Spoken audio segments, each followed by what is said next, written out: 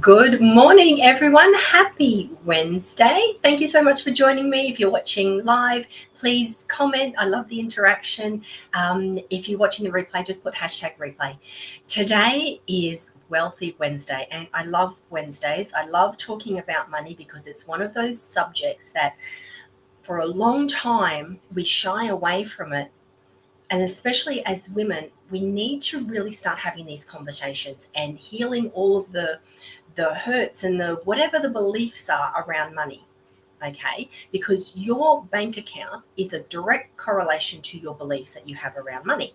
Now, sometimes though, our beliefs, well, not sometimes, all of the time, our beliefs, a lot of them are formed when we are in that very young 0 to 7 impressionable age where we don't question things. And today I want to get you guys to just stop and think, stop and question, where did my money beliefs come from? Okay, so if you're not where you want to be financially, that's okay, because this is about changing that. This is about starting to have some awareness, starting to change that narrative in your head. Okay, now if you are very happy where you are with your money and you are truly happy in that, you don't make excuses or justifications for your situation. So if you can 100% say, I am absolutely doing fantastically with my money situation, then keep doing what you're doing. All right. If you have any sort of justification, I'm where I am because, or I would but, or anything like that, then maybe you want to stay on and have a little listen to what I'm going to be saying here. Because at the end of the day, we all have the ability to make money. Okay, it's not sort of split up into the way we think it is, and everyone has the same opportunity. It's the beliefs that we have, it's the stories that we tell ourselves, it's the stories that we were told growing up that form these beliefs and that limit us a lot, especially when it comes to money. All right, so when we were younger, like that 0 to 7, we were mostly walking around unconsciously. Okay, this is why children can learn so much, because they're just taking everything in. They're like these little sponges. If you think about how much you learn in those first few years of life, it's incredible. Unfortunately, if you've got influences that are not so great around you, you're taking all of that in as well. So our money habits, they come from our family, they come from school, they come from society, they even come from fairy tales. Now, hands up, and look, you're welcome to put in the comments who grew up hearing any of these things. Money doesn't grow on trees. You have to work hard for your money. What's that song? Donna Summer, she worked hard for the money. This is what we grew up listening to. Rich people are greedy. Money is the root of all evil. Just, let me know. Are these words familiar? Did you hear these growing up? And if you look at where you are now in your life, how much effect did they have on you in your current money situation? Did it make you shrink and limit what you have, or did it actually spur you on and get you to go, well, you know what, no, I'm not going to do that? Because that is a possibility as well. So this is where it's not about what's right or wrong, because there is no right or wrong. Everything is relative. Everything comes down to perception. It's about, are you where you want to be? And if not, you can change it. That's what I want you guys to really get out of this, okay? And you're welcome, if there's any other ones that you heard growing up, pop them in the comments as well, because I'm sure that you're not the only one. And then, so we're hearing that from our parents, we're hearing that from relatives, we're hearing that from our teachers, we're hearing it from society, all of these things. So this is what is, at an unconscious level, we're forming these beliefs and these perceptions, which then create our reality. And then we've got the fairy tales on top of that. So if you think of stories like Jack and the Beanstalk, okay, they were very poor. Jack was reckless. buying the beans instead of the cow. And so there's this underlying theme that if you go after what you want, if you're going after money in that way, you are reckless. So you got to play it safe, okay? And this is what limits us as well. Hello, Ali Sugars. Thanks for joining me, darling. So even, that story of Jack and the Beanstalk, if you're seeking wealth, you're reckless. So that can put something in our mind at a very deep unconscious level that you have to play it safe, okay? Stories like Robin Hood, where the rich are bad, the poor are noble. So there is something noble about not having enough. And we want to be good people. So sometimes our unconscious mind can sort of move us away from things, especially money, because we don't want to be seen as bad. Okay, is this making sense? One more, the goose that laid the golden eggs. So this is all about, you're getting that money, but you're probably going to lose it through these bad decisions. All right. So your money beliefs, they affect how you spend. Do you have guilt around having money? Do you always, wait for that one day to feel secure? I know a lady who she used to, when she was small, she would steal money out of her dad's wallet, and then she would have to spend it all so she didn't get caught with it. So then that, growing up, she was never able to keep money. Okay, she had this guilt around it, and she had to always keep spending it, and could never save it. All right. And then other people, money affects how you do actually save. Are you hoarding it because you are so afraid to not have enough that you have this money, but you don't actually spend it on anything? So you're not really enjoying it. Okay. Do your money beliefs affect how you earn money? Do you feel like you have to work hard for your money all of the time? I know another lady who she is retired. She's only young. She's in her 50s. So, and she's retired. However, she still struggles with that, oh, I've got to be doing something. Even though she doesn't need the money, she's still got this mindset, and she finds it really hard to relax and enjoy what she has. She's getting much better at it because she's got that awareness. But there's this ingrained, you've got to work hard, you've got to work hard. And these days especially, it's just crazy at the ways that you can earn money.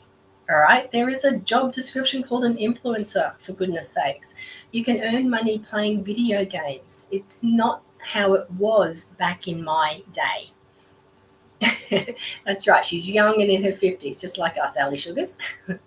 So the way that you can earn money these days is just, it's unlimited, and you can make money doing anything. However, if you've grown up with that mindset that you have to work hard, that you have to, do a 9 to 5, that you have to, be in business, and business is hard, it's going to make your money journey harder than it needs to be. So this is about reframing the narrative. It's about recognizing the stories that you're telling yourself, because beliefs are just words that we keep repeating. That's all they are. Okay. Don't get caught up in the whole, beliefs have to be aligned with your values. Yes, some of them are. However, beliefs are also just the words that we have on repeat. And it doesn't matter where they came from at the end of the day. Hello, Kalia. Thanks for joining me, sweet. It doesn't matter where your money beliefs came from. Don't get too caught up in that as well, because this is not about blaming either. This is about just recognizing that there are these beliefs that we've got going on that are limiting how much money you have in your world. That's all you need to do, okay? And also recognizing that money is just a tool. It's not good, it's not bad, all right? It just is. That's it. It's nothing more than that. It is just a tool. It's a means to an end. And so when we can see it as that, that's going to help us change that narrative as well. Okay? So what I want you guys to do is start listening to the stories that you're telling yourself without judgment, And then if you've got one that, for example, is you have to work hard for your money, then recognize you've got that, and then do something about flipping that around. Reframe it. Maybe it's money flows to me in ways that are easy and aligned, and they're sustainable. Use words that feel good to you. It just has to be plausible, okay? It doesn't have to be true, because what is truth? There is a different version of truth from different people because of how they perceive the world, because of their beliefs, okay? So find the words that you're using and reframe them in a way that makes it feel plausible, okay? You guys, we're old enough now to question all of those stories that we grew up with. So this isn't about blaming, this isn't about pointing fingers or judging or anything like that. It's just recognize, okay, well, these are the stories I'm telling yourself. I am now choosing to either keep them alive, all right? So don't do anything if that's what you want to do, or you choose to put an end to them and reframe them and create a new money story. Okay? Now, if you are having trouble doing that, because sometimes, our reality gets in the way and we get stuck on that whole, yeah, but this is how it is sort of thing. So if you're finding that it's hard to reframe those stories, just find a way that you can feel abundant that has nothing to do with money, okay? Because it's all about the feeling. So we want more money because we feel secure. You feel relaxed thinking about if you had, put yourself in the situation where, okay, well, I've just won I think the lotto's 70 million at the moment. So just put yourself in that situation. I've just won that 70 million. How would I feel in that moment? You would feel relaxed. You would feel calm. You would feel like you have choices. You would feel that there are no worries. There's no stress. You would feel really good. So the way the law of attraction works is it's all about the feeling. So don't get caught up on the thing. Okay, so if right now money makes you feel very anxious, or you're too much of that reality in there, then stop thinking about the money and focus on the feeling that you are chasing. Does that make sense? Because the more you feel that, the law of attraction is going to bring more things to perpetuate that feeling. Okay, and then it doesn't sort of mark off. It's not saying, okay, well, I can give you things that feel good about, relationships and family, but not money. It doesn't do that. It's just, you feel good, I'm going to give you events, situations, circumstances, whatever. Bring them into your reality that perpetuate that good feeling. Okay. Now, another thing that I would suggest that you do is that when you are doing anything with your money, when you're looking at your bills, when you're paying your bills, or when you're maybe looking at your budget or something, do something before then where you feel a little bit relaxed, okay? Where you feel a little bit calm about it, where you're going in with the appreciation, because that's going to change how that interaction goes as well. All right. So what's Carlia saying here? There's one belief that I despair at when I hear it. It costs too much. Yeah. And that is false. You're right, Carlia. That is false, because nothing ever costs too much. It's how you perceive it, and it's what we put our priority on. Okay. You have X amount of money, all right? You have a finite amount of money right now. And when you look at something and you say, oh, well, it costs too much, you're actually reinforcing that so that you will never have enough money to pay for that thing. However, simply reframing that in a way that you get to choose where you put your money, basically. And if you want something, it's about asking different questions, what needs to happen for me to be able to buy this thing? And that in itself feels so much lighter. If you say that to yourself, it costs too much, it's very heavy. That's a heavy sort of energy, and then that's the energy you're sending out. But if you look at something and go, I would really like to have that thing, what needs to happen for me to be able to buy it? That is a lighter statement. It feels lighter, and it also opens up possibilities, okay? And this is where it's about, you don't have to know the how, because the how will come. You just keep your eyes open. You get to choose where you prioritize your money as well, where you spend your money. All right. And that is such a powerful thing. So look at how you feel about money, change the way you feel about it, and just start with something small. Okay. There's a quote. I don't know who said this quote, but they said, it's not what you earn, it's what you believe about money that matters. So this is my challenge, or my whatever you want to call it, for you guys this week.